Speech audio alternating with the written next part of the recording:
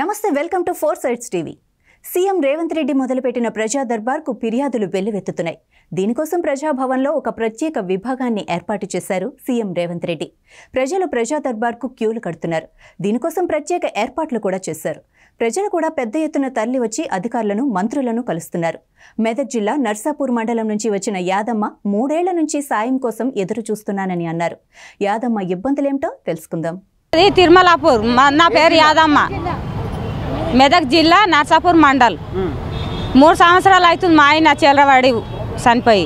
చెరువు పట్ట మాకే ఉంది కాబట్టి చిల్లర చేపలు పట్ట పోయి ఓల చుట్టుకొని చనిపోయిండు. 3 సంవత్సరాల నుంచి మెదక్ తిరిగితే ఇదివరకు మాకు ఏమీ రూపాయి రాలేదు సార్.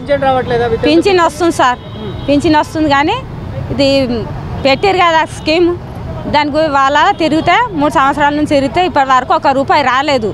పట్టించుకున్న వాళ్ళే లేరు. మాకు చనిపోయిన కుటుంబాలను ఆదుకుంటామన్నారు, ఆదుకోలేకనే కదా ఇక్కడ వచ్చినాం సార్. మరి అది ఆదుకోలేకనే కదా ఇప్పుడు ఇక్కడ వచ్చింది. మేము 3 సంవత్సరాల నుంచి ఫోటోలు కూడా ఉన్నాయి ఇంట్లో. ఇక్కడ ఫోటోలు కూడా ఉన్నాయి సార్. మాకు ఓల చుట్టుకొని చనిపోయింది, ఇప్పటి వరకు పట్టించుకోలేరు సార్. మేము తిరిగి ఇక అలసిపోయి ఇక్కడ ఇంకోటి కూడా ఉంది, ఇక ఇట్లా ఓల చుట్టుకొని చనిపోయింది సార్.